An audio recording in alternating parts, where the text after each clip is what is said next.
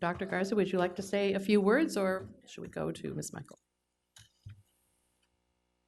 Thank you, Ms. Strauss. What we're going to do tonight is we have posted both third quarter, I'm sorry, that's too close or something, third quarter review that was presented by Kristen last Thursday. Just any opportunity for any board members that might have questions, so Kristen's prepared to touch on that. But because we had this unique opportunity to visit with you a little bit before our presentation tomorrow at the Board of Supervisors, we added fiscal year 17 budget. Now, we're not going to go through the entire presentation that we have planned for tomorrow because you've seen most of that. But based upon a variety of different questions that we received through budget questions and just the ongoing dialogue that we've had, Kristen will share with you just a couple of the slides from the presentation tomorrow that would be potentially new information to you. But just know anything that we've posted, excuse me, we've posted the presentation, so we're happy to talk about anything you want to talk about. But we don't intend to go through that presentation tonight because you'll see it tomorrow and it's stuff you've already seen before. And the order may very well change because y'all know how I am. I'll be thinking about it in the middle of the night tonight and maybe change the order or something. So those are the two things that we kind of had planned for this section of the agenda for tonight. So I'm going to turn it over. I think we're going to start with third quarter review and just any questions that you might have there. Or Kristen, do you want to add anything before we get started with the questions? Yeah, at third quarter, if there's any questions regarding the agenda or the presentation from last Thursday night, I'd be happy to answer them. And I guess, Kristen, if you, again, would you just reiterate your bottom line recommendation? So our bottom line recommendation for FY16 third quarter is that we take the funding that's available, which is $5.3 million, and that at this point in time, we set it aside for the board's decision at year end. That will allow the greatest flexibility when prioritizing beginning balance as well as other one-time funding increases for next year. Some of those could include things like equipment, major maintenance, textbook adoption, strategic plan investments. And then, of course, we have a beginning balance in our FY17 budget of $27.8 million. So unless we set aside funding of that amount, we'll have a decrease for FY18. Okay, I have one beginning question that I know has been asked by some others.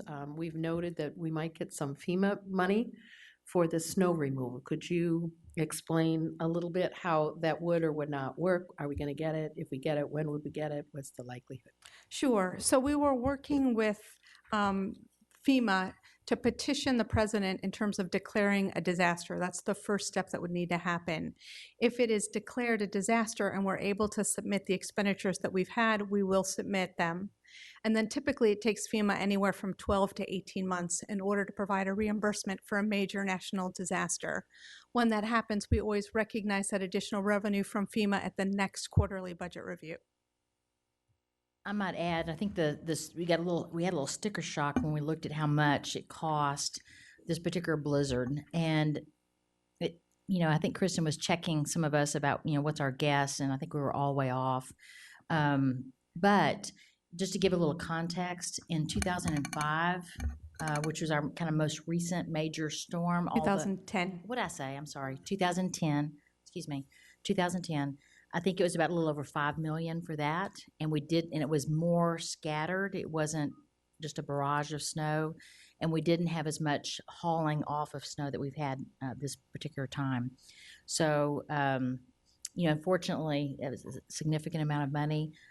There's a conversation that's going to be held on March 1st just to compare notes with VDOT and some others. So I think we'll get an indication of what was the cost to other entities as well. I'm sure it's going to be staggering, probably. So again, if we recognize some funding coming from the federal government through FEMA, that your projection is that would appear next year at mid-year, or at what's the timing? I think it would typically even take longer than that. It typically is at least 18 months from the time of the disaster. So, and I don't FY 2019. And I don't think we can anticipate full reimbursement. I think that would be amazing, but I don't think that would possibly ever happen. So in other words, it will not come in time to help us with this next budget situation. No, I would not anticipate it in time. Okay, thank you. Okay, questions, And it would comments? also be only one-time money. Right. Questions? Yes, Mr. Moon. Thank you, Madam Chair. I have a couple of questions, one each on a couple of fund statements. FNS fund statement question has to do with amount of projected reserve compared to the beginning balance. Is that about $3.4 million less than July 1 balance? Yes, that is absolutely correct. When we look at the Food and Nutrition Services Fund for FY16, if we look back over the last couple of fiscal years, we have been having our expenditures exceed our revenue in that fund. Right, so we hired a new food service director, Rodney Taylor, who started last August, and we're really working to ensure that we're generating enough ongoing revenue to cover the expenditures in that fund. So when we look at the food service fund, the things that impact revenue include things like participation. They're also very impacted in terms of weather. So when we have inclement weather and there are no food sales, right, that also results in a loss of revenue. We're hoping that we will stop the trend of having our expenditures exceed our revenue. So that's something we're really working towards. And not for tonight necessarily, but we've actually seen a few days this year where we've hit record highs in terms of participation that we've never experienced before. So I think Rodney Taylor's having a very positive effect on our program there.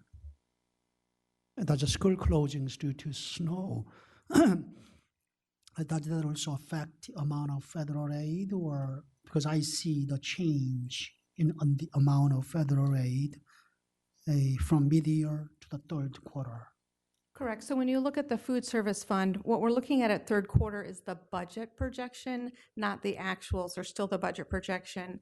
So due to the inclement weather, we had to recognize a decrease in both food sales. So those are students that are paying the cost of lunch.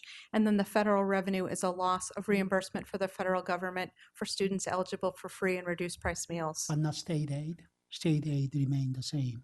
Yes, because the funding that we're getting in terms of lunch reimbursement is primarily from the federal government. Okay. One question is, the last question has to do with adult and community education fund statement. Could you comment upon end balance, projected end balance remaining sort of blank? Yes, so typically in the Adults in the Community Education Fund, what we'll see is they have a beginning balance, which is fund available from a prior year. And when you look at that beginning balance, you have to add it to their total receipts, as well as that transfer in, which is for that grant match for adult ESOL, and that's what gets you to their total funds available. So then when we look at the budget, they're budgeting to expend the total funds available and to not end the year with an ending balance. Typically in a self-supporting program fund, the program manager is watching to ensure that the revenue coming in is meeting the expenditures and making those adjustments as the year goes on so the expenditures don't exceed both the revenue and then the beginning balance for total funds available. Okay, thank you. Ms. Corbett Sanders?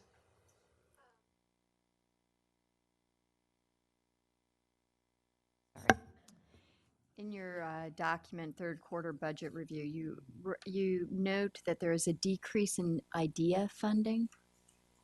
IDEA, yeah. Why is that? So when we look at funding for IDEA, which is a federal grant for special education, because the federal fiscal year doesn't match up with the school fiscal year, what we do is we project how much grant funding we're going to get. That's what we build our budget with at the beginning of the year. And then any adjustment in that actual grant award gets recognized at this point in time.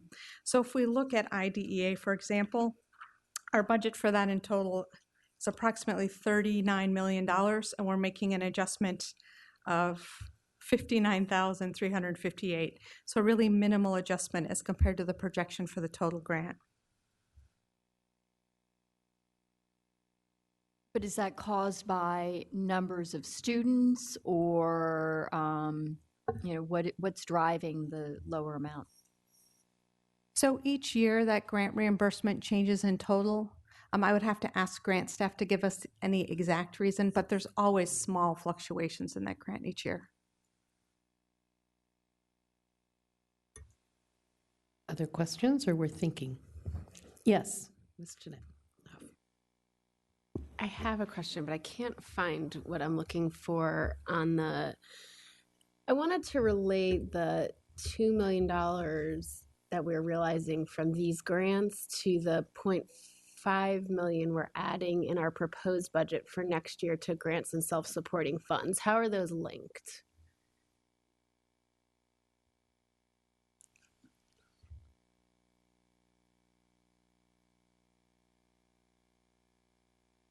I'm sorry, I can't find it. Okay. Okay, so you're looking at the grants and self-supporting programs fund, which that fund statement is on page 7, the actual text, and our agenda appears on page 4. So when we look at our fund statement, what's in the grants and self-supporting programs fund are grants that are in addition to a regular activity. So if the grant ceased to be, that program would stop, versus when we get federal funding for something like IDEA, we would be providing special education services anyway, so we fund that in our operating fund. When we look at the grants here on the Grants and Self-Supporting Programs Fund, we're doing the exact thing, which is since our last quarterly budget review, we're recognizing any changes in grants. So any new grant awards that we've received since our last quarterly fund review or any adjustments to current grants are reflected here. So in this case, we're recognizing an additional $2.2 million in grant revenue. So this becomes $2.2 million of one-time funding, but we were looking at putting in $500,000 of recurring funding per our proposed budget. So how does that? So when we look at what we have in our FY17 proposed, our transfers from the operating fund to the grants and self-supporting fund are increasing by $500,000. And that's for our FCPS program, which is our preschool program. We are required in terms of that grant to provide a grant match. And based on those increasing costs, that's the increase in our match component for that grant. So but once it's in the grant, I'm sorry, I'm just trying to, so once it's in the grant and self-supporting funds, can it be reallocated within there on its own, or are they line item specific? Each one is specific to that grant. So once we transfer funding, for example, to FCPS, that funding can only be used for FCPS. So that 500,000 is going in line item to FCPS. Yes. Okay. Other questions? Yes, Ms. McLaughlin.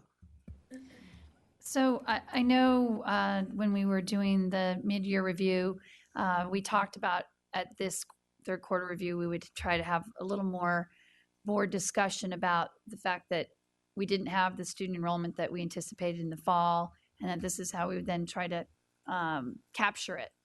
And so I guess I would really hope that my colleagues and I would just have a conversation with you, Dr. Garza, in terms of overall that change in the budget. I don't think that anyone necessarily disagrees with that decision, but I think it's still helpful for all of us to understand that it was a big change in where we thought we were going to need and direct $20 million, and then that didn't end up being necessarily the case, and enrollment will change from year to year.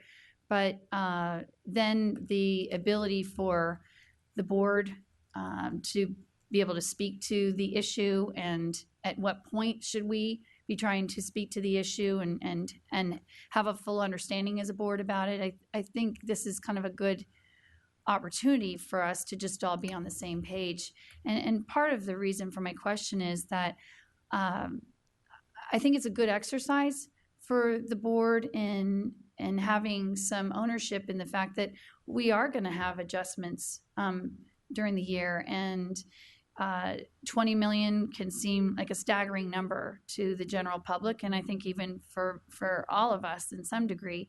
But then we also have to put in perspective of a $2.6 billion operation. So it's not so much to draw you in, but also to have our colleagues speak to it. And I just wondered if anybody felt like we'd finally Ms. McLaughlin, have that. would you like Ms. Michael to go back? I know that was a budget question. We could go back and review that budget question and answer again. Would that be helpful? Well, I mean, I think that Ms. Michael and the work they're presenting right now this evening shows us where the net effect of $7 million That's correct. is. Right. But I think it's just helpful Sure. for the public. May I touch on a couple of things? And then certainly the team that knows a lot more than I, sitting down there, can add or correct anything I'm saying. As you pointed out, a budget's based upon a projection, and we always have to be mindful of the fact that when we build growth into our budget, and as we have been for many years, it's student growth and demographics, and so that's why oftentimes it's not directly correlated to this student, this cost. It's more complex than that. But we have been calibrating down over time. So if you go back and look at even 2013's budget, I think we had about $45 million in there for growth. And over time, as we've monitored our growth and it's been slowing, that's been compressed in our budget over time. The lowest amount we've had in recent years was this past year at $22 million. But once the budget's adopted, those funds are allocated into the schools, with the exception of our staffing reserve, which thank goodness for that, because that helps us manage unknowns or variations that we can't fully anticipate. So once the budget's out there, our staffing reserve is what's used to execute the budget, the variations. This past year, for the first time in many years, when schools did not meet their targets and they weren't like real close, now if they were real close, we left them because it doesn't serve us and our students if we pull a teacher out and then 2 weeks later, they're back up. So we tried to use some good, some reason, logic and reason with that. But we captured quite a number of positions back into the staffing reserve because of schools that did not meet their projections. And keep in mind, we haven't been doing that in the past. We've been kind of, whatever you got in the budget, even if you didn't meet your projections, we kind of left them whole largely, not completely, but largely. So we've really started monitoring those very closely. Also, on the other side, schools that were above their projections or because of our class size regulations or just kind of the way kids come to them, then we, parcel positions out when those were needed. And so we did recognize in the staff, in third quarter, money's left over in the staffing reserve that we're not expending. Now, last year, just keep in mind, our growth fluctuated so much that we exhausted staffing reserve and we had to go out to schools and pull positions back from them because we didn't have enough positions in the staffing reserve. The year before that, I think we recognized and turned back about 14 positions to the board at this time. So every year it fluctuates. And then the second thing I would say, the other calibration that we've made is in fiscal year 17, for the first time in a long, long time, we're not showing any money for growth and demographic changes. We've actually lowered the budget by $2.9 million to account for the fact that our growth is slowing dramatically. Now, there's some risk involved with that. Some of you, I think someone in this room said something about that last time. It may have been you, Ms. Schultz. Is this past year a blip? Is this past year kind of an anomaly? So the staffing reserve is going to be, I think, even more important next year in fiscal year 17, so we can kind of follow what's going to be happening down the road to the school system.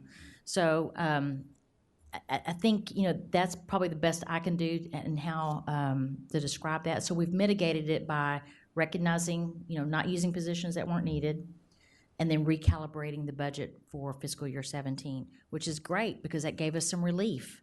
I mean, if we were still growing at the same pace with the same student demographics, we would be another potentially 22 to 25 million that we would have to have in the budget. So that's good news for us moving forward. So I know I probably didn't answer your question to your satisfaction, but that's kind of the broad, couple of ways at least I would say that we've accounted for the slowing of growth.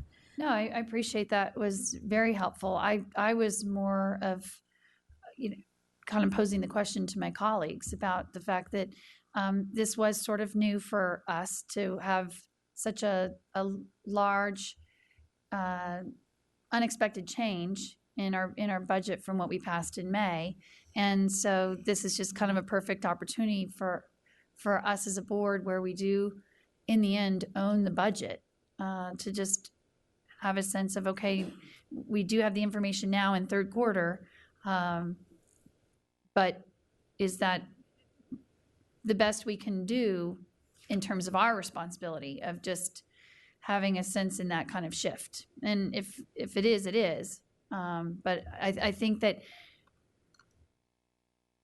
the understanding that we place our faith in your leadership to work with a budget that's going to have fluctuations, and that we understand that you're operating the school system, so we're not coming and asking you at every quarter, okay, line item by line item account how you're changing your funding. And I think that's a really important macro level recognition that our board should have.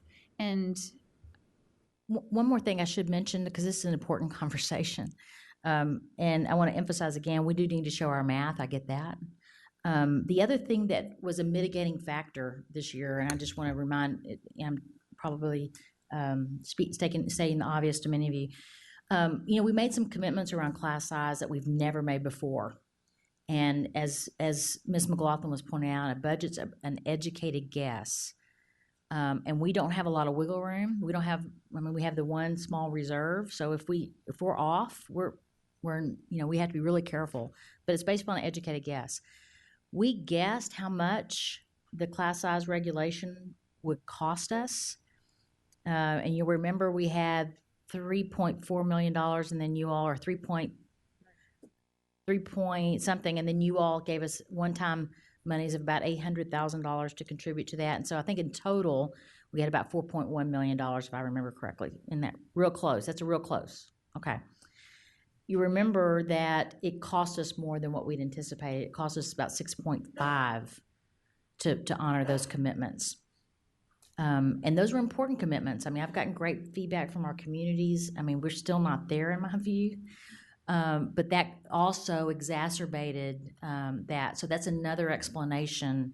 And you'll remember we showed that to cost us more moving forward. So.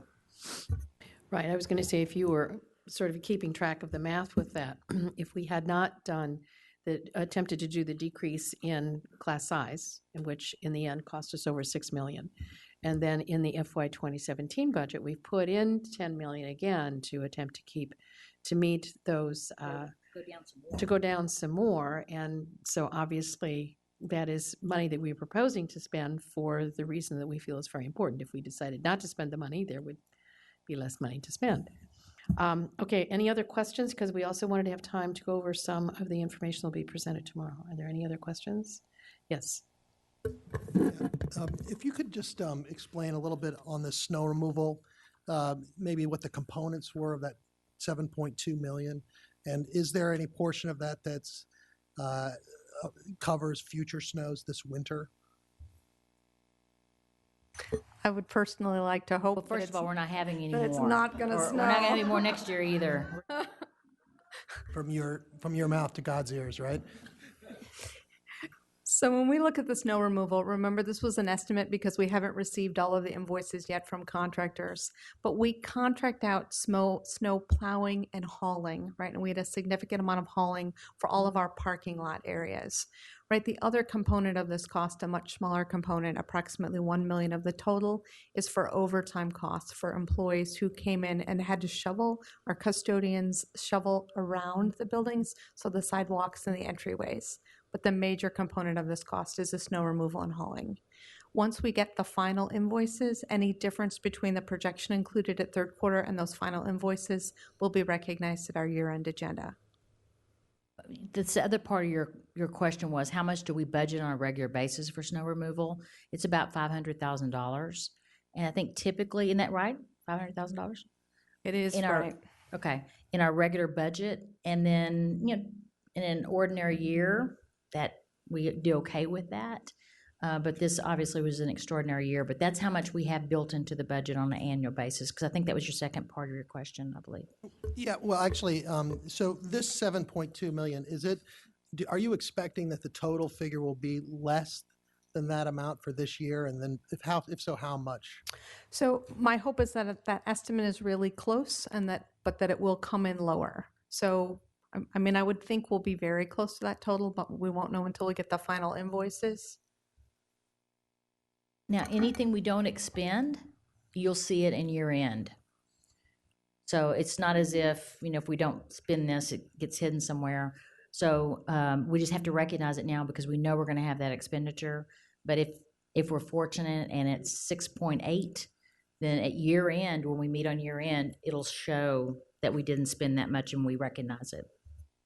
And I guess one other question would be, has there been any after action internally by staff and the folks that handled the big snowstorm to see if there were ways that we could do it more efficiently if it were to come up in the future? He could probably address that. Yeah, and I think that's also why Jeff is coming up. That's also, I think, one of the reasons that their meeting is being held on March the 1st, because there's a lot of other agencies that are involved and lots of coordination that's required. So I think that's one of the reasons for the debrief is to see, how can we mitigate some of the costs? How can we better coordinate? I do think some of the lessons learned, there was some, we ran into some challenges where people shoveled sidewalks and then, snow got pushed onto their work. So I think there's some lessons that we'll learn through that too. Absolutely, what Dr. Garza mentioned was absolutely correct. I mean, the snow summit that's been scheduled, the Joint Board of Supervisors School Board Snow Summit, is a way to look at what worked and, more importantly, what didn't work and how we can improve. We did have good coordination communication with the Emergency Operations Center that was set up by the General County. We did have some supports from DVS, VDOT, and also the General County's General Services. Unfortunately, some of the challenges that VDOT faced, we have some opportunities there. Some of the challenges that we faced with our subcontractors and how we utilize some of them. We actually had a really good job of getting our schools ready before a lot of the pathways to the schools were ready. And as Dr. Garza mentioned, where snow was piled up on top of areas that we had already cleaned or cured or worked away or hauled, as Kristen had mentioned, created a little bit of double work. So yes, that definitely was an opportunity on this. We did have some challenges given the volume and the historical nature of this blizzard. But that's the whole purpose of the Snow Summit, and that's really the 360 review. We generally do that as a staff level. After any occurrence or event, we do an after action, what's called an after action report, where we sit down and go through all of the strengths, weaknesses, and opportunities that we had during the event and afterwards. But because we have the Snow Summit coming up, we were kind of preparing for that. All right, thank you. Great, thank you, Mr. Plattenberg. Ms. Corbett-Sanders, and then, if possible, I'd like to go ahead and take a look at the presentation for tomorrow. I was just going to comment on the snow. When the county executive Long actually talked about the snow removal at their level, it was exorbitant cost, and there was some claim about the difference in how the snow drifted that had an impact. But the other thing that I would like as a school system to look at is, should we petition the county to perhaps change the rules in which our neighbors require people to shovel their sidewalks and clear ways, and we don't do that. And so, you had certain neighborhoods that just never got cleared because the culture of that neighborhood is we don't clear our sidewalks. Everybody's looking at me. That would be completely up to the board, should you wish to do that. I do want to say this, though. To a large extent, I think our parents, our communities, our families really rallied to help us there. So, if there are some out there that didn't, those are probably the exceptions. I think to large extent, people really worked hard to try to help us get that done. And the other thing I wanted to point out, you also, I think, have to keep in mind, we have so much more than the county has with regard to parking lots and all around our schools. So the comparisons, I think, they don't have nearly, the facilities we have or parking lots that we have to clear. Okay, I would like to go ahead and now review information for tomorrow. Yes, Ms. McLaughlin, very quick. I did want to ask, because I noticed we mentioned maybe applying to FEMA for reimbursement, but I can't help but think about the fact if we're one of the wealthiest jurisdictions in the Commonwealth, how are the other school systems handling this volume of snow? I mean, so is the governor and the General Assembly just saying, good luck with that? Because clearly $7.2 million for us, again, the impact it's going to have on any of the school systems is going to be felt. And I'm a little surprised that our Commonwealth really can sort of say, hope you can absorb that. FEMA was actually working with the entire Commonwealth, so it's not just Northern Virginia, it was the Commonwealth in total working with FEMA. But I guess my point is, if FEMA doesn't come through, are you telling me the Commonwealth of Virginia doesn't feel a responsibility to help its school systems? I'm not aware of us ever having received additional funding as a result of any type of weather event, whether it's been a snow, a hurricane. Other than FEMA, I'm not aware of any other type of support we've received. Okay, sure, okay, because we do have more material to cover. Just as a so- follow-on to that, is what you're saying that the basic mechanism for emergency management from an operational standpoint is, one, the declaration is a state declaration of emergency status, but really what that is by default is sort of a subset of a federal emergency. So there isn't a state FEMA fund via which, not that we're aware of. That's a big caveat. That's a very big caveat. So that sort of gets to my point, which is, it doesn't hurt to ask. So I'm in the, yeah. So I'm in favor as a board of pursuing a Virginia General Assembly, legislative inquiry to say, hey, should FEMA not back us up on this? We're looking to you. I mean, is crossovers tomorrow? It's or been. today? It's been. Oh, last week. We're almost done. Sorry, all the snow. So, when you look at the appropriations bills, they're not finished yet. They it could still happen. You can So, always ask your favorite legislators, see what they would do. that's correct. And we all know them. So. That's right. Okay, let's go on to the next chapter here. Thanks.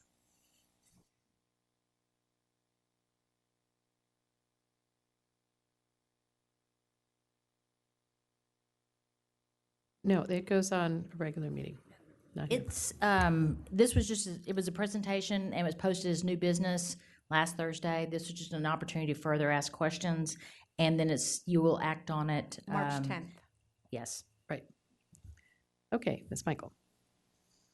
So as Dr. Garza indicated, many of the slides in this draft presentation that we'll use tomorrow with the Board of Supervisors you've seen before. So we wanted to take a minute to just highlight some of the new slides that were there that weren't there before.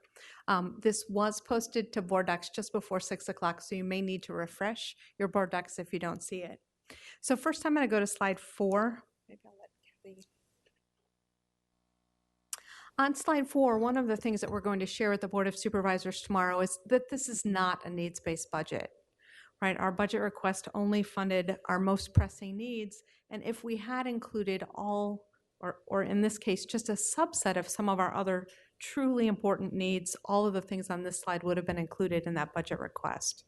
And we're gonna characterize these as examples. I mean, we don't have anything in here for innovation, for career and technology education. I mean, I could go on and on. Middle school start times, which is another one that that we've got to address down the road, I think. But yeah, we had so many people that thought, or at least try to characterize the proposed fiscal year 17 budget as a needs-based budget, and it's far from a needs-based budget. So these are just some examples I thought you all might find interesting. To get our class sizes to 25 would be 24.5 million. The pre-K wait list, which is important to many of you around the table. Textbook replacement, which is something we're going to be talking about down the road. Our textbooks are up to 13, 15 years old because we don't have funding built into the budget for ongoing textbook replacement. And that's probably a conservative figure, 7.4 million. And we can just go on and on there. The last one is the difference between what's in the budget now to get us to the market average. It would take an additional 51.11 million. So these are just some examples to help characterize the fact that we put forward a really bare bones budget that did not include these items as an example. So again, to restate the very last bullet, it would take another 51.1 million to actually bring us to the average salary scale, which is where we're getting. So basically what we've put in is brings us halfway to average, correct? Not quite halfway. Not So quite it's not halfway. even halfway to the market average. Right, okay, thank you. All right, So if we can move to slide 11. This fits very well. This is a graphic that shows where our current salary scale is as compared to the market average, which is the line in the middle, and then the line on the top is Arlington. So this is a master's pay lane. So this is showing that gap in the middle, right? Remember from the compensation study presentation, we talked about our teacher salaries really lagging behind between years 5 and 20. So this is a graphic example that we'll use tomorrow to show that. so again, Ms. Michael, it would cost actually 91 million to get to the red line? It would cost 91 million just to get to the market average red line. Thank you. And these will be used to justify why we're asking for the additional 40 to move the teacher scale. Let's let her go through it, yeah. So we want to go to slide 12. So on slide 12, we're going to actually show that 91.1 million to get us to market average. If we wanted to get to the same pay rates as Arlington, it would require another $186.3 million to move us to that top line. So just as a point of reference. Okay. So then lastly, on slide 14 in this section, what we've done is we've added another line to show that if we took that $40 million, and for the purposes of showing this graph, if we applied that across the teacher salary scale, what would that impact be? So you can see from this graphic that that investment of $40 million would get us less than halfway to that market average. Yes. So green is our current, purple is our advertised, then you'll see red is the market average and Arlington is in blue. So next I'd like to move to slide 21. This is a graphic that we haven't used before. This is a chart that shows the change in the county transfer in the dark green bars. So if you look since 2008, teal. I'm like, these colors are very different than mine. All right, so in the dark blue bars is the transfer increase that we've received every year since 2008. So when you look at this, what you can see is the transfer decreased once in 2011. It was basically flat for 2 other years, FY10 and FY12. So because the increase in the transfer didn't cover just our basic budget drivers, so our cost of enrollment and demographic changes, salary increases for our employees, our retirement contributions and health, each year we've been required to make reductions. So what we've done on this chart is we've taken the reductions and we've put them in the lighter shade on top of the county transfer. And what this does is it allows you to see how much of a transfer increase we would have needed each year in order to balance our budget without reductions. Now, when you look at this graphic, what you'll notice is in every year except 2013, the reductions that FCPS took were greater than the increase in funding from the county. So if we move on to slide 26, this is a chart that we've added that talks about the impact of the state budget. So we have 3 columns on this graphic that's comparing the governor's introduced budget over our advertised, what the impact of the House's proposed amendments are, and then lastly, the Senate. So when you look, our previous presentations with the board, we've shared that impact of the governor's budget. So we talked about the first shaded line, that state aid impact. Our original slide said the governor's introduced budget was 6.1 million higher than our advertised. But we need to recognize a reduction in ADM. Remember, for this current school year, our enrollment was lower than the state projected. So ADM is our average daily membership. So once we adjust our average daily membership to an accurate projection, that's a reduction of 2.9 million in revenue, we're projecting that the governor's budget would provide 3.2 million more than our advertised. So then when we look at the impact of the House as compared to our advertised budget and the Senate, you can see the change. So it's important in each of these columns, we've shown the change as compared to our advertised budget.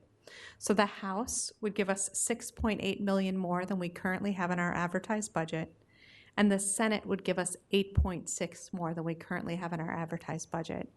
And both of these are state aid. We'll continue to monitor sales tax projections, and we typically update that as part of our approved budget adoption in May. Only other point I would like to make is Kristen emphasized that these numbers are compared to our advertised budget. I believe some of the numbers that have been in the newspapers and some of the numbers that have been shared by the state, they're comparing it to what they call their caboose budget, which is the governor's introduced budget in December for 2016, which is $5 million lower than our advertised. So we already have the additional 5 million built into our advertised budget. So when you hear numbers from others or see it in the papers, they are going to vary from what we have in our presentation. So again, this is the bottom line overall increase projected. We've already built in what came as part of the caboose bill, and you say the caboose bill, that is an ending balance? Let me say that, let me try to How say it a do that different again? way, okay?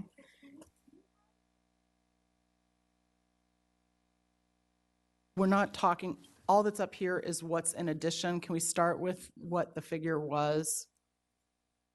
Okay, Kristen may have it, but keep in mind, when we advertise or we start with the fiscal forecast in the fall, and we spend a lot of time with that. Moving forward to the proposed and then advertised budget, again, it's all based upon projections, and we had to guess what we thought state aid would be. Put sales tax aside because we show sales tax separately, but what we thought state aid would be. We knew full well that we would lose money because of LCI adjustments, but we thought because of rebenchmarking that we would get some of that back. And you all know that we've been criticized for saying that we would get a lot less state aid than we would. So we said, let's just show it as zero. Let's just show it as zero, assuming that it kind of all balances out and there's no change in state aid. So when they talk about those big increases, they're starting off with a negative state aid. We're showing it at zero. Okay, so we did lose state aid, so they're starting with a lower base than what we showed in the budget because we just assumed it was even. Does that help explain it a little bit better, or did I just? Elizabeth, I can give you those numbers, and I'm sorry that they're not on the screen. So when we look at the state caboose budget, so the governor in December released his budget for this current year, state aid was 400.9 million. Okay, for operating fund, right? So that excludes funding that goes to county for VPI, for preschool. It includes funding that goes to other funds, which includes a technology grant, money that goes to our food and nutrition services program, because the governor included additional funding for breakfast, for example. So when you hear people talk at the state level, they tend to talk about the biennium budget, so both years, and then they talk about all of the funding, regardless of if it comes to FCPS or the county, or if it comes to our operating fund or our other funds. So the number that I'm giving you is what's in our operating fund. The number you'll find on the state documents for state aid is 418.3 in their caboose bill. That excludes the sales tax. That's why we say we have the discussions separately for sales tax and state aid. So sales tax represents about 187 million of that $600 million you're seeing. So if you subtract sales tax, the caboose bill is going to show that the state aid to FCPS is 418.3. Can you repeat that last part again, because that's the important part? If you subtract how much? Sales tax. No, how, I believe it said $187 million on that sheet. I don't have that number in front of me, but that's what I recall. And that's sales tax. 187 or 188. So does that add up to what you initially saw? Does that get you? I'm looking at it right now because it doesn't, that's the problem. I'm looking at the state's Senate Finance, and it's at 600 and it's almost 634 million. So I'm trying to figure out how we have 634 million on the state finance, and then on the House finance or House appropriations, it's 670.8. We could get you all those numbers because we did all those reconciliations. So numbers that I was sharing with you is the governor's introduced. So obviously the House numbers and the Senate numbers are going to be different from what I just quoted you. I'm talking about the governor's introduced because that is the beginning point, the starting point of our analysis. And you have to start from the state's what we call caboose. The caboose is the revised FY16 state aid for FCPS. In So other when words, they that's the said base. that's their base for FY16. Right. On which then the projection for 2017 is built. Correct. And when they start talking about increases, they're comparing it to that caboose bill the governor's introduced. Okay, thank you. Let's go on, and maybe we will come back if there's more calculations. Ms. Huff. I had a question back at the chart for teachers' salary. Is this where teachers end up on the salary scale or on the compensation scale? So the slides that I showed you on slide 11, for example, this is only teacher salaries. So Okay. on this chart, we're comparing FCPS salaries with other jurisdictions' salaries. Okay. I just have a concern going forward to the Board of Supervisors with that, only because the compensation conversation has been so huge, and I'm not sure that this gets to that whole overall conversation. And I know that we still have to have that conversation as a board, and we're still waiting for guidance on that, but it's not the whole picture of what we do need to be looking at. So that I have heard that from the Board of Supervisors. So that's my thought on it. I don't know what the best thing to do is, but I do have a concern about it. So in other words, you would like to see the health insurance, the benefits piece of it? If we're going to have the conversation now in this way, I do think that that's a more holistic way of talking about it. I still think the $40 million is the right thing to do, and that we know we need to increase it, but to then say that to get to the right place we need $90 million, or to compare to Arlington we need 168, we haven't had that whole compensation conversation. And I guess then my question is, in the Wavy Guide and also in the compensation study, how much of the full package is taken into consideration? But let me challenge you just a little bit there. We haven't had the conversation, but it still doesn't change the comparison numbers. The market study has been done. We know what that is. We know where our market, where we stand in the marketplace. So it doesn't change this. Now, our solutions and how we intend to address them down the road, yes. Now, on health insurance, we're very comparable to surrounding jurisdictions. We do have the conversation and presentation scheduled for you all to have it with regard to ERFC in April. So in my view, at least, it doesn't change any of this because it doesn't change where we stand in the marketplace. And I agree on the fact that the market has set a salary, but that salary is set in conjunction with an overall package. And so if our goal is to only meet on salary, where does that put us overall in compensation? I think I just struggle with the analysis being that to get to a certain line on salary means that would be what we would need to ask for, because we've already agreed that we're going to talk about overall compensation. So I'm not sure what that overall number needs to be to get to. I understand that that's the correct number to get to that line to match the We're market. we're not asking for that. yeah. We're just showing what, how far we're off to justify why we need the additional 40 that we're asking for. Right, So- and I guess the reason I'm bringing it up is because I just don't know if that's going to be compelling as an argument, because we do have to have the whole compensation, and I just wanted to bring that up. I mean, I do understand that that number is correct. I'm not challenging the number. I'm just challenging if it helps our argument, because I understand that's why we're adding these slides, because we want to go forward and present something that would be a strong argument for the supervisors. And I guess as a follow-up, the Board of Supervisors are doing their own market study, as I understand. That's what I've been told.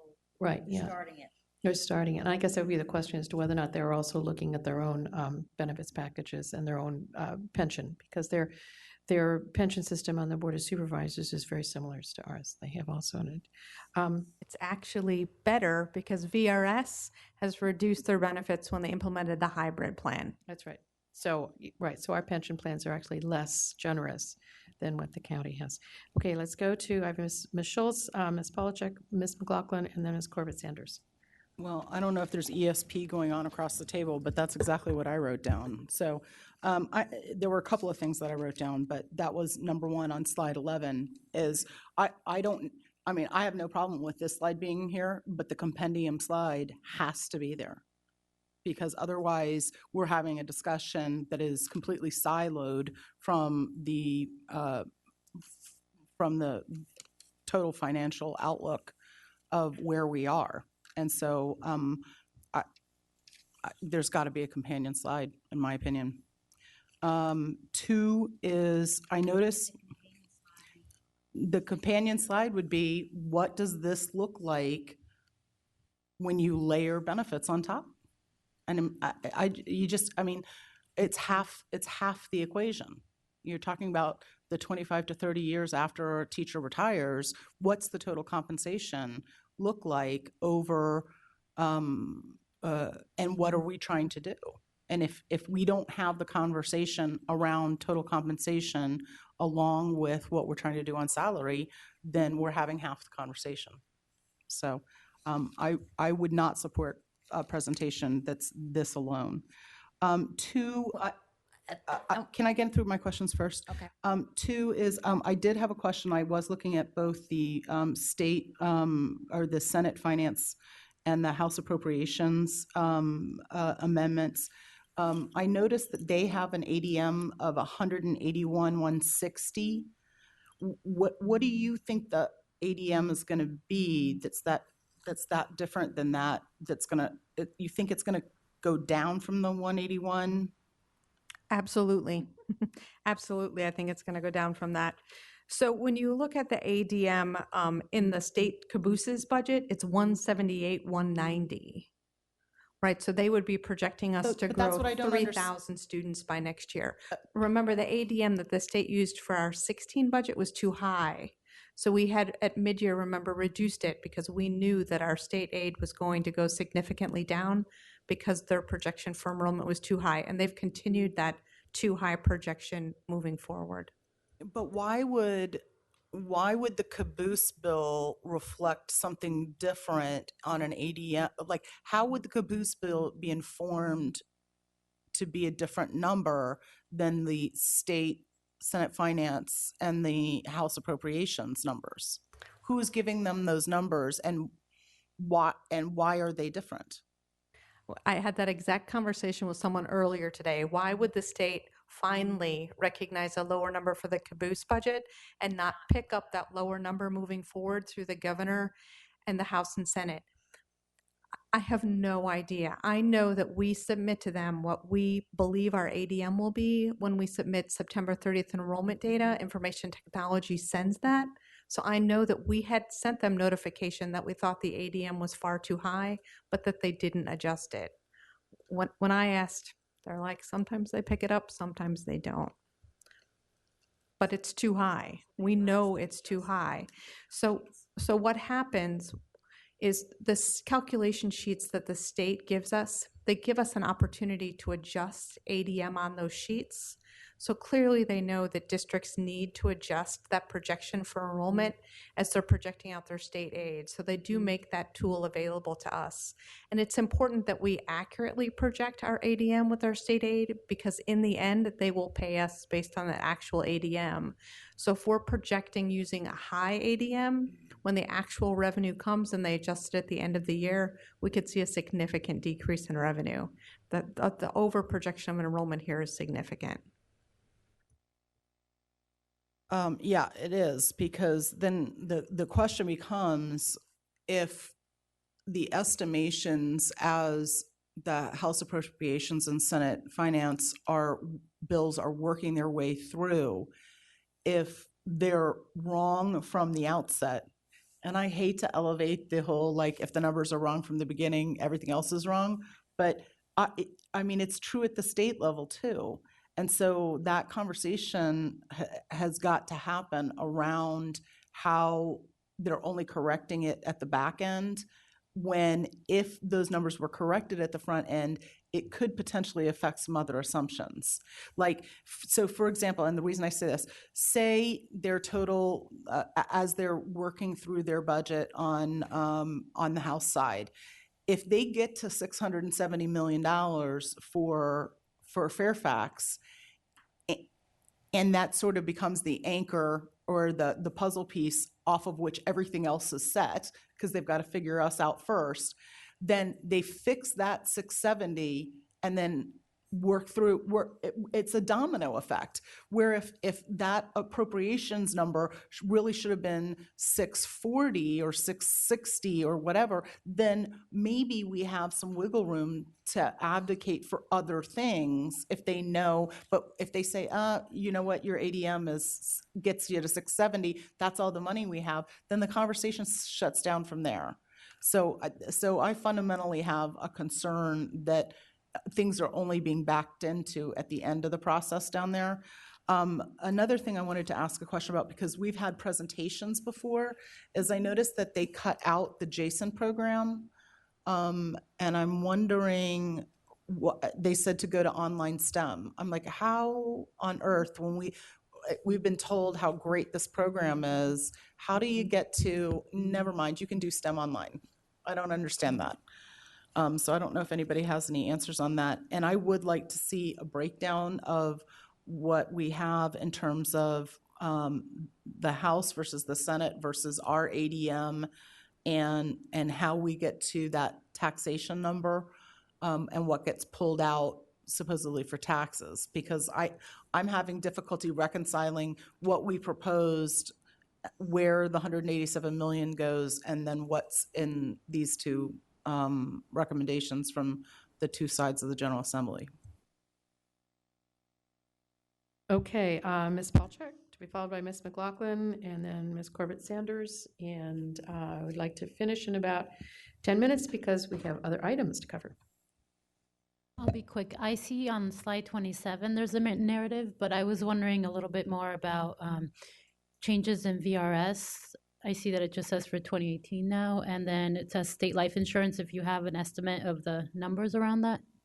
Sure. The governor had recommended accelerating the VRS getting to 100% of the actuarial rate from FY19 to FY18, and both the House and the Senate stuck with that proposal.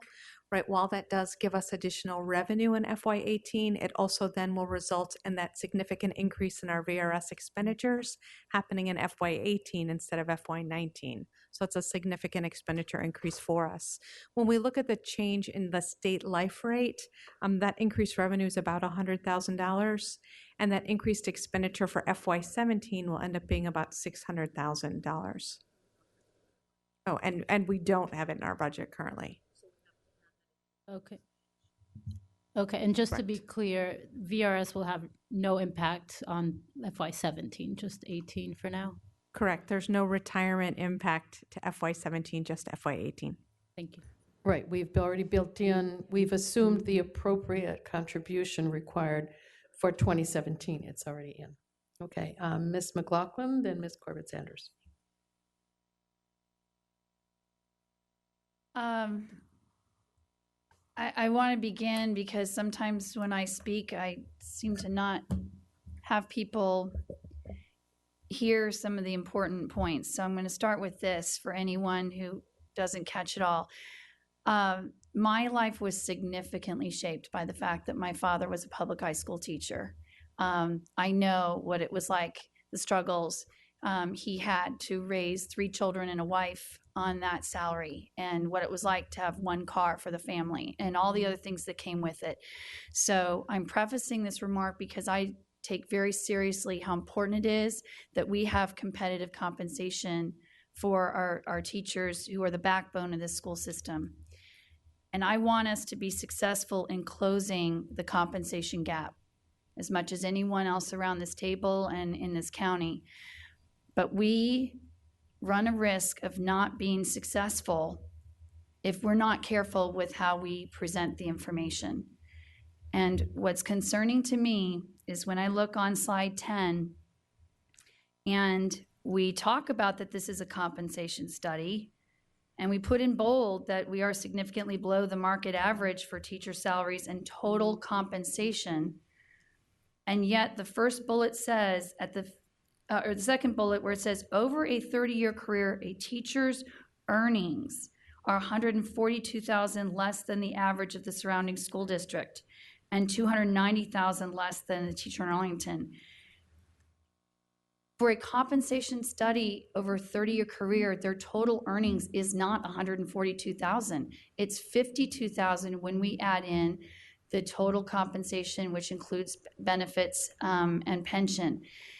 And the reason I say that is because our Board of Supervisors and anyone else in the public who is looking at this very serious and very important conversation is going to look at these numbers and say, you're mixing apples and oranges. If we're trying to close the compensation gap, it is $52,000 compared to the region. $52,000 over 30 years is on average less than $2,000 a year. I am very appreciative of what Dr. Garza has pointed out, that it is because of the way that we set our teacher scale that from years 1 to 5, we're not so bad. Then you get from years 5 to 20, and we are so low that the teachers can then average $6,000 to $8,000 less per year. But then the gap closes again as you get closer to year 22 to 30. The point is that we have a responsibility to help our funding authority understand that we are not trying to create confusion here. It is $52,000 over a 30-year career, and we have a responsibility to close that gap. If we decide as a school system with our employees that this is an antiquated model to be so benefits rich, and we need to be more salary rich in how we compensate our teachers, I fully support that. And it might be that our salaries are going to increase a lot and our benefits are going to decrease to match the region. But that we present it in such a way that we say it's compensation, but then we give only the salary data point. It was what I expressed concern before, that right now we have teachers who think that they are losing $142,000 over the course of their career. And when you add in their pension benefits, then it is not $142,000. Because we basically will need to, as a school system, say everything we're paying into your health care and your pension, we need to shift over into your salary. And so you could see a bigger salary, but you will not have the same benefits.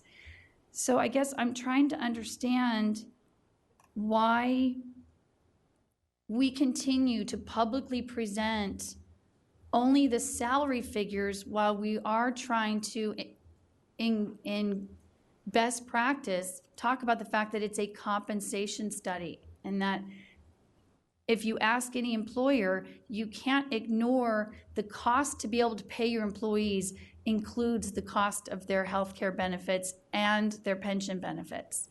So I would really appreciate in a desire to partner with you, Dr. Garza, and with my colleagues on all this, help me understand, why does slide 10 say that when the figure is $52,000 over a 30-year career in terms of a total teacher's earnings, because total earnings is total compensation, not just salary.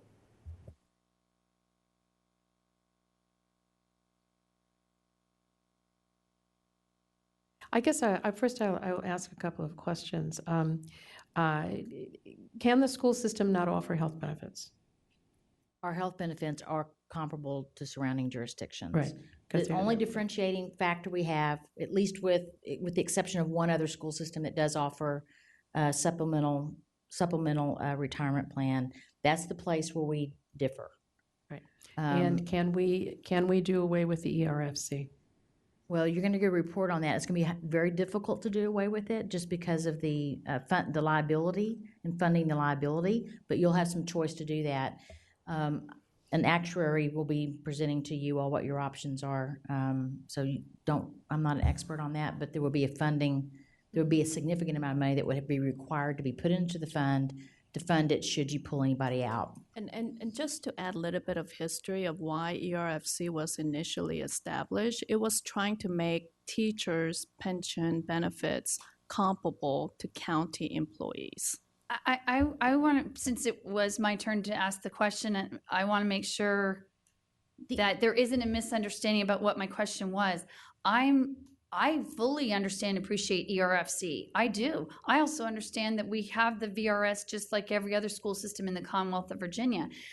What I'm trying to reconcile with, and Ms. Strauss, honestly, it was a question. My question is, the compensation study presented to this board, that when you take total compensation into account, their calculations said over a 30-year career, our teachers are at a differential of $52,000 when total compensation of benefits are included. So that's the part that I guess I was hoping someone could help explain to me, because I'm being asked by supervisors and the public, $142,000 is the salary earnings. The $52,000 over 30 years is the total compensation earnings. So we have a responsibility to delineate that. At least that needs to say, over a 30-year career, a teacher earned $142,000 less in salary. Okay, we will go back and consider some adjustments to these slides. The only point, we don't tend to get into it's not their role to make decisions about how we compensate any of our employees. We're just trying to make the point that we need the additional $40 million to try to make a dent in our teacher side. And so if we need to go back, your point, I hear you. So we'll go back and consider how we adjust these slides. But at the end of the day, we got to remember that I have just read through a survey that we sent out to all of our principals, and the compelling stories I've gotten back about teachers that were losing to surrounding jurisdictions, and they're not looking at total compensation, I promise you that. They're looking at the pay scales. So this is what's really important. I understand your point about total compensation, and as I said, we'll go back and adjust these slides, because that's not the purpose of this for tomorrow. We're just trying to make the point that we need the additional $40 million. But Dr. Garza, And it's not no, I a do luxury. understand that, but I think it goes to the question that Ms. Huff was asking, which is, if the 40 million, which I voted for the budget, I believe in the 40 million, and I see our teachers associations here, and I want to make sure they are hearing me say this. I believe in closing the compensation gap, and I believe that if this school system has been too slow to move toward a more salary benefit job scales that let them hit their peak at 10 years, not at 22, we've got to move fast so we stop losing teachers. I am in full agreement of all of that.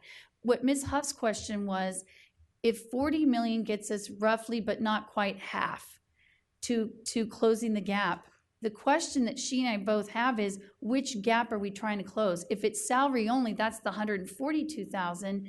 But if we then adjust our benefits to become more salary focused, why did the compensation study say it's only $52,000? Because the money's somewhere, and that's what I think is If we go to the 90,000, 91,000 you're talking about, well, then are we closing the 142? And then we're going to be way above the average, which could be a good thing when you take total compensation. But I think it's just not mixing the numbers. We shouldn't mix the numbers. That's my concern. And is that gap, the 91 million that we're talking about, to close the 142,000 in salary gap? Okay, I'm going to go on, Ms. Corbett Sanders, and then Ms. Hines, and then we really need to move on because we are almost 30 minutes behind. Ms. Corbett Sanders. Thank you. I think this is a well worth while effort to spend some time on this, given that we're all looking at this with fresh eyes. And I commend you guys on putting together a presentation which is much more detail oriented, and I'm hoping will lead to a productive conversation with the Board of Supervisors.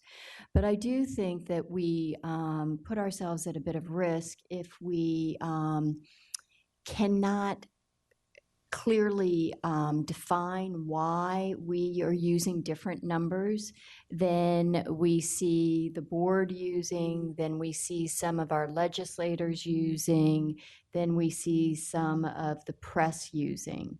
And so as we look at this, I think it would be helpful to try to start out, and I think you do this really well in if this was a needs-based budget, this is what it would be. But I would actually almost step back one step before that, which is, as a school system, this is the value proposition that we offer to our students, and talk about why we have a comprehensive programming and why we address the needs of students from pre-K through graduation, and kind of flesh that out a bit more, bring the Board of Supervisors into our, make them a stakeholder in our value system that we embrace as a county here in Fairfax. I would then also, in addressing the conversation about total compensation versus salary and earnings, I wasn't really worried about the 142,000 earnings because I think most people look at that as a salary. But I do think, Jeanette, that you raise an interesting question, as do you, Megan, about what the impact is when we move into that compensation discussion. But similar to the discussion we started with earlier tonight about our third quarter review, is actually share the problem with the Board of Supervisors in that we're asking for $40 million now because we need to stop the flooding of teachers leaving the county. And that, if all we were doing is focusing on the salary gap, it would cost us another $51 million. However, in the period as we go forward, we will be addressing the compensation issues. We are focused on that, laser focused, and so that is something that this body is working on. What this does is it brings them in as stakeholders, but it also says we're listening to what people's concerns are. And then I would suggest that there's a lot of confusion. There's a lot of different conflicting numbers. The caboose, the VSBA said that the House offered one level of new funds. The Senate was actually less than the governor's budget. And so I think what we need to do is use the opportunity tomorrow, if you can, to do a little bit of myth busting at the beginning, or level setting so everybody understands which numbers we're using. And the only reason I say that is that, sure, the county executive will understand that, but the people, not necessarily all the people on the board will understand it, and certainly the people in the audience, including the members of the press who are going to be writing up this conversation. So we want to kind of bring them in and clear up some of those misunderstandings. We may be able to capture what y'all were talking about earlier with Ms. Schultz on a slide, so we can better reflect that. I think But there's a I- way to do that. But I think it's more than just that one issue. You know, it's throughout of just really trying to address some of the concerns so that we stop the chatter or minimize the chatter, and that helps us. Minimize, yeah. Okay, and then just on, so on the salary discussion, if we can just kind of address that that's part of our work program going forward. And then if I can ask, it would be very helpful to show not only the, where we've taken cuts and where the county transfer has changed, but as a backup slide, if the conversation comes up, we show what's happened from state funding and federal funding, because the federal funding is an issue, especially because I see on page 5 of your presentation, you talk about one of the budget drivers this year is the opening of the school at Fort Belvoir. And that's frankly, you know, the kids who are going to benefit from that school are kids who we should be getting federal funds to support with the expansion. And I know we've done the analysis with regard to state funding over time as compared to county funding over time. I don't know if you've done that. I can't recall if the federal piece has been analyzed. We'd have to look at. Have you already done that analysis? No, not with the federal component. Typically, the federal revenue that we get in terms of our operating budget is such a small percentage, right? The state and county usually provide about 95% of our total budget. So that federal slice is such a small slice. Then at least with the state, because one of the things, as you indicated in one of the earlier budget items, is that the mandates tied to state funds actually end up becoming cost drivers rather than benefits. Okay, Mr. McElveen, and then Ms. Evans, and then we will end this part of our meeting. Real quick, what is the percentage increase of the values you put up there? How much would we have to increase our budget request from the? We have not added all those up, but we will have that added up for tomorrow with Okay. the percentage increase in the transfer. Okay, please give me that as soon as possible. Thanks. Ms. Evans? Yes, thank you. I will, well, thank you for the presentation. And as far as the issue of the benefits is concerned, I don't mind seeing that piece, but I did want to point out that until we have done our compensation study and gotten the results back, at this point, we don't really know which of those are drawing in teachers, which of those are retaining teachers. So to my eye, the more critical piece is just compensation. You know, I mean, the salary. So from my point of view, I think that's what the comparison, it's not that benefits aren't an issue, but so if people want to throw that in there, that's fine, but we just don't know yet until we get the results back what impact that's having on our employees. I wanted to make that point. I also think it's important, and I'll be making this point tomorrow if we have an opportunity, what is being proposed for our side versus what's being proposed for their side. And I think that's an important point we can all make. You know, it looks like 5% for them and 3% for us, and that's not equitable. And just one quick question on slide 32, just in terms of visuals, it looks like you've done this alphabetically, I guess. It might, I mean, it's late in the day, but if you can't, you can't. But I'm just thinking, as a visual, it might make more of an impact if you showed the 5-year average in order, because then Fairfax would be very, very low down there. I think the only two below us would be Montgomery County and Prince George's. So just a thought that it might make a better visual, because when you first see that, it looks like Fairfax County is doing real well. Okay, Mr. Press, you are the end. I know, Ms. Schultz, you had a quick go back, but very Real quickly on this slide, if you don't mind, since we're on this, 2013 also was an anomaly year. So if anybody asks you about that, I just want to make sure board members know that 2013 was the year that we had to shift. There was the increase. If y'all would touch on that, just like that. The salary shift Yes. that was required by the state.